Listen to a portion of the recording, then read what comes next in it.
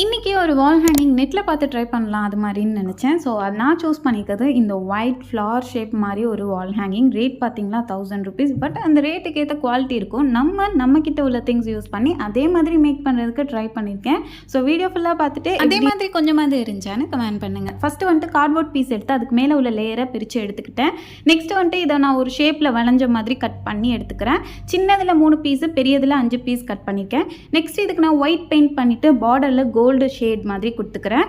Next சென்டரில் cut பண்ணி clue apply பண்ணி தூக்கி விட்ட மாதிரி இருக்கும், அந்த மாதிரி ஒட்டிக்கிட்டேன். நெக்ஸ்ட் சின்னதாக ஒரு ரவுண்ட் ஷேப்பில் கார்ட்போர்டு எடுத்து நம்ம கட் பண்ணி வச்ச பெயிண்ட் பண்ணி வச்ச எல்லாத்தையும் ஃபஸ்ட்டு பெரிய ஃப்ளவர் எல்லாத்தையும் ஒட்டிக்கலாம்.